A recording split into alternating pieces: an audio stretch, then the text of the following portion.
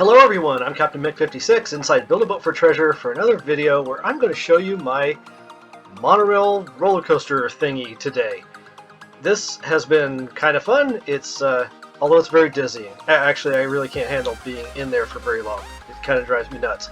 So I made this a few weeks ago, and I want to show you guys how it works. So I'm just going to jump right into tutorial mode and see how it goes. Okay, so I basically just reloaded and took the roller coaster off of the track. And so I'm going to leave the track for now, and I'm just going to grab a piece of this coaster here and move it over by a nice even amount. It's going to happen to be 20.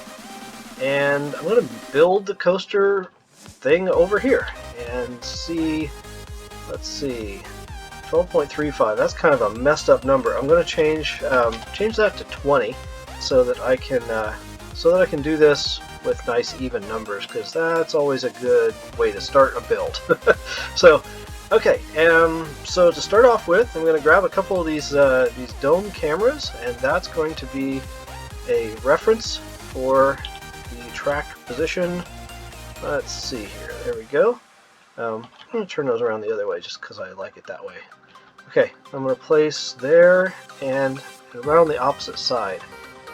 There we go.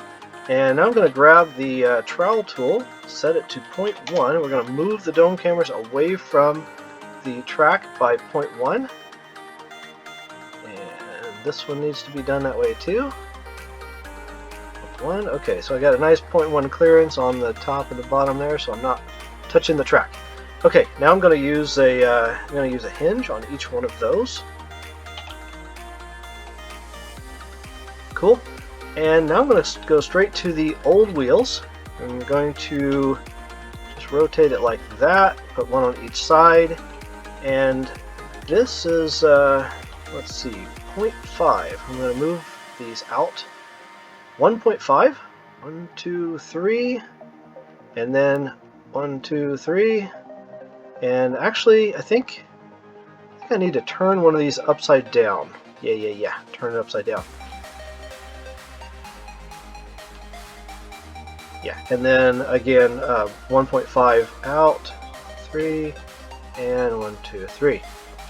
There we go. Oops, I guess I cloned it. That's okay. Alright, so the end result is you get your wheels right centered on both sides, and you get your dome camera centered top and bottom. Okay, and now I'm going to grab a piece of plastic here. I'm going to stick that right onto the wheel like so. Again, adjust to 0.5. I'm going to adjust it up like that, and now I've got a 2x2 there. I'm going to pull this back by 1, and that's where a spring is going to go. And now this is going to be 3 long, and now I'm going to clone that. Actually, I'll just go ahead and place it over here and just do that again. Sometimes cloning is nice. Sometimes I just like to do it again how I meant to. Okay, now I'm going to grab the springs, and we're just going to put a spring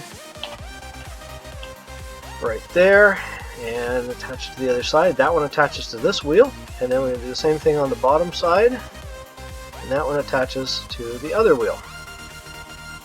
Oh, now look at that, I messed that up. That piece should have been 1.5. I need to actually make that true. Okay, just so they work out right. Okay, cool. Now I don't need these pieces anymore, so I'm going to get rid of those. And that's kind of the mechanic right there that makes the whole thing work. It clamps onto the track. The little cameras are the guides, and I'm going to clone that chunk right there. I don't remember exactly how far to put this over here. I guess cloning would have been nice since I just said I was going to do that. So let's do that. Okay, that looks about right. Might have to move this in later. Let's see how that works out. Now I just need to tie everything together with some plastic.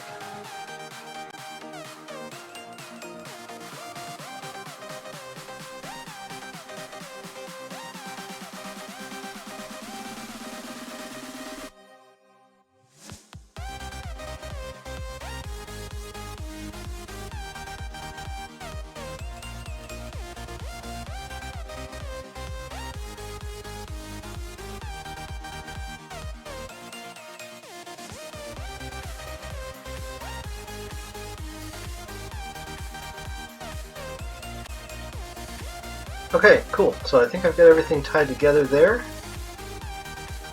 Got the springs tied together on this side. These two wheels will pull in. These two wheels will pull in the other direction, and those two springs are tied together here. And they're bonded with this piece top to bottom. The guides are tied to the hinges through those pieces of plastic right there and right there. And now I need a chair. So let me see if I can find a chair here. I'm terrible at remembering where the things are in the inventory. Let's see, let's place one of those right there. So the chair bonded to everything. It key binded to everything. So I'm just going to clone that and get it up there out of the way. And now I'm going to delete that one and then grab that one and pull it back down. That way it's not binded to anything to begin with. And I can set the bindings myself. And so now we need to make sure that the chair itself is actually not touching the springs on either side. It's not touching the track. So we're good. Nothing's touching the track there. Everything has some space around it, which is good.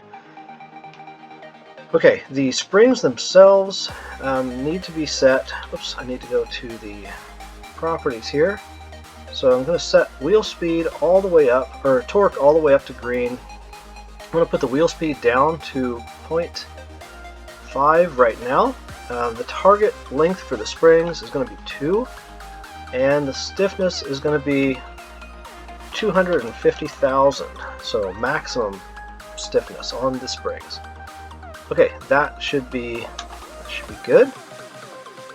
Okay, so now I'm going to invisible the springs because they're kind of annoying being these big puff balls in my way.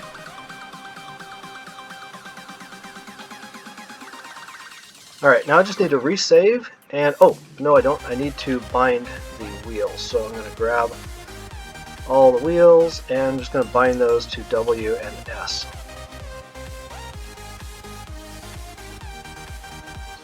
Okay, now I'm going to resave and reload.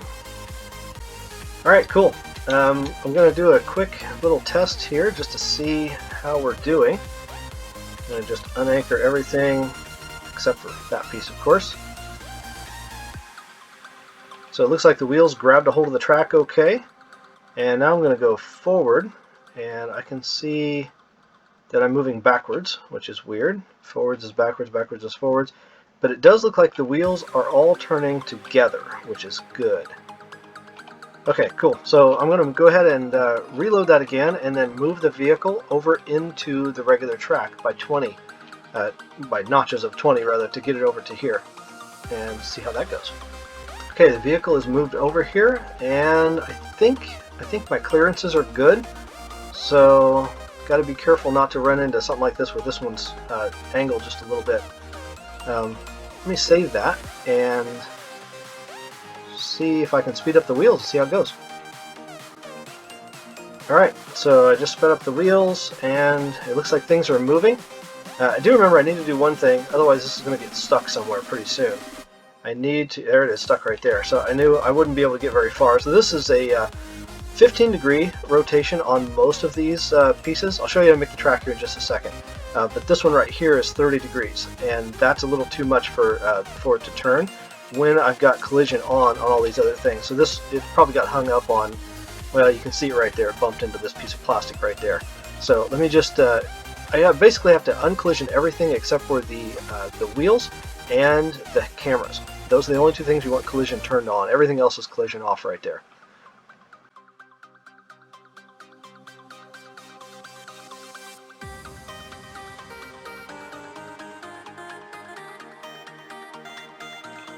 Alright, cool. Now I've got to turn my wheel speed back up to 50. I'm going to resave that. I reversed the rotation on all of the wheels, or reversed the spin, and that should work well. Let me save it, and away we go. There we go. That's how you build the little car part of the roller coaster.